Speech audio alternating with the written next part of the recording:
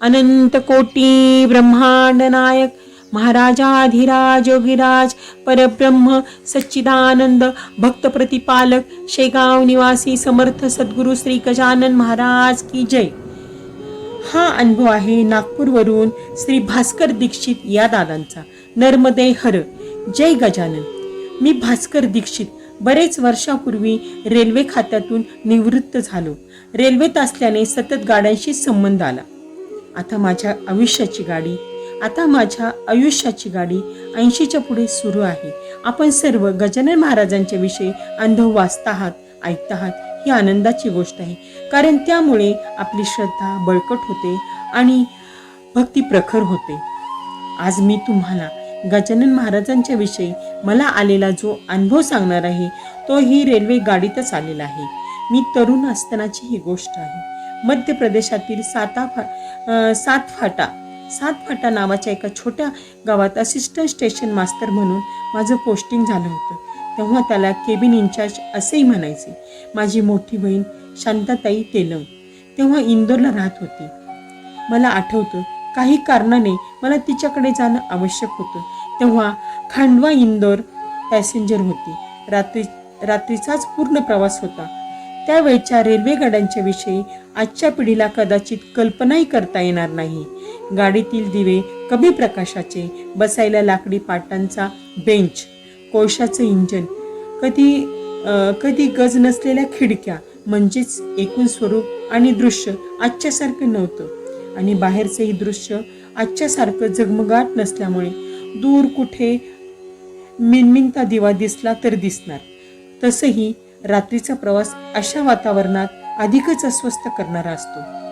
अशा सर्व स्थितीत रात्री 1:30च्या सुमारास खांडवा स्टेशनवर मी गाडीत प्रवेश केला.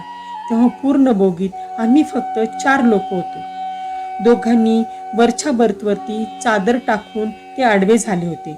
तर एका कोपऱ्यात एक बसला आणि मी आता एका खिडकीपाशी जाऊन बसलो. आमचा प्रवास सुरू झाला. ती पॅसेंजर असल्यामुळे प्रत्येकच स्टेशनवर थांबणार होती. पुढच्या स्टेशनवर गाडी थांबली आणि सुरू झालं एक थरार नाट्य. काही क्षणातच सगळं दृश्य बदलून गेलं. 60-70 लोक एकदम डब्यात चढले आणि पूर्ण बोगी एका विचित्र उग्रवासांनी भरून गेली. ती एक लग्नाची पार्टी होती. काही स्त्रिया आणि काही पुरुष. प्रत्येक पुरुष अर्धांड आणि काळा भिन्न. जवळपास प्रत्येकाने मस्त दारू झोकलेली. प्रत्येकाचे मोठमोठे डोळे. ती कुठलीशी विशिष्ट जमात होती. त्यांचा एक मुखिया होता. हिंदी सिनेमातील डाकू शोभावा असा प्रत्येक गडी होता. डोक्यावर घुंगट असलेल्या स्त्रिया. मुखिया म्हणेल ती पूर्व दिशा. डब्यात शिरल्यावर बर्थवरती झोपलेल्या माणसाकडे मुखियाची नजर गेली. उंचपुरा रांगडा गडितो. त्याने अक्षरशः एखादी वळकटी खाली टाकावी तसं बर्थवरील माणसाला खाली टाकलं. तोंडाने तुम्हारे बाप की गाडी समज रखी है क्या म्हणत घाणेरडी शिवी हसडली. दुसऱ्याचीही तीच गत केली. भानावर आलो तेव्हा दोघंही चळचळ कापत होते. भागो साले यहाँ से मुखिया ओरडला. कसंबसं सामान घेऊन ते दोघे आणि खाली असलेला तिसरा, तिघही खाली उतरले आणि गाडी सुरू झाली.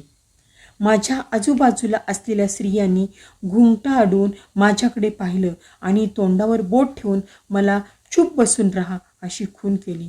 मी भानावर यायच्या आत गाडीनी गती पकडली आणि माझ्या हृदयाच्या ढोक्यांनीही.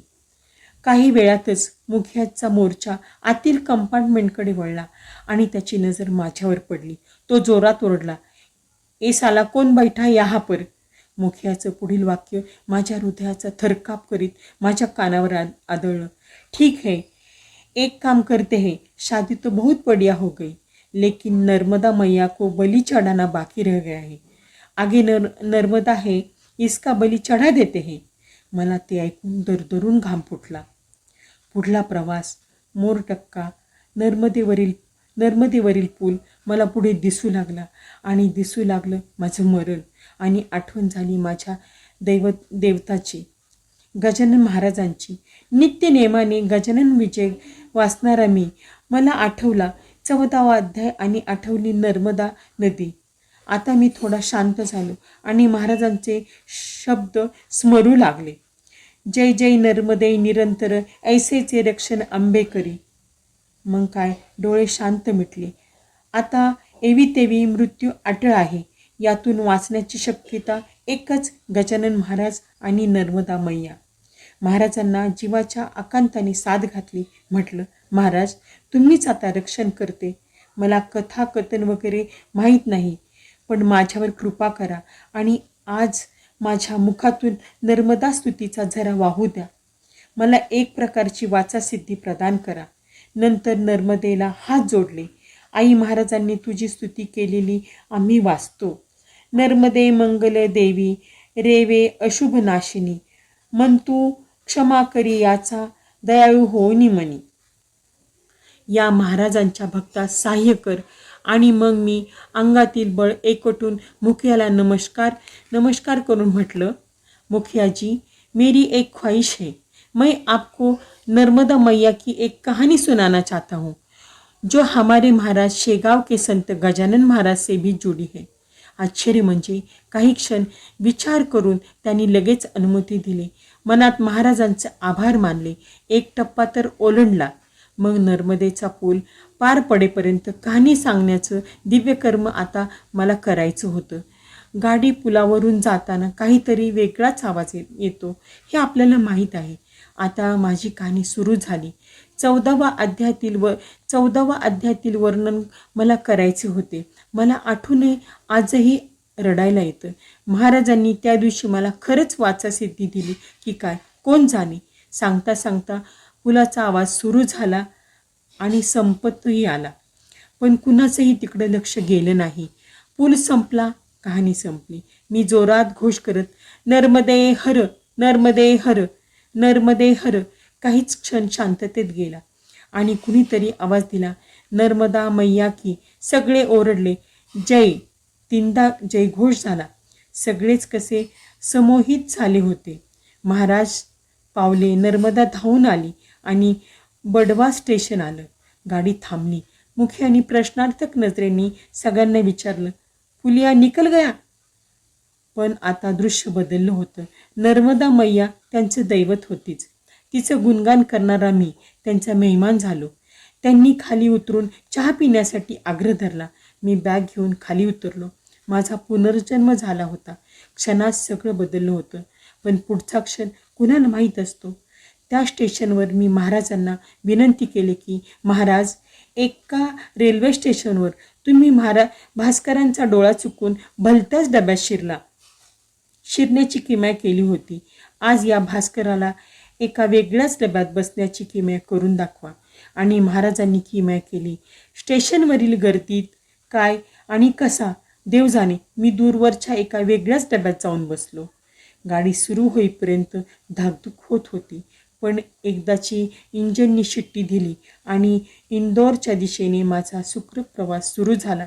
मात्र त्या रात्री मी प्रवास संपेपर्यंत दोन्ही जप एकसाथ करत होतो, नर्मदे हर, जय गजानन.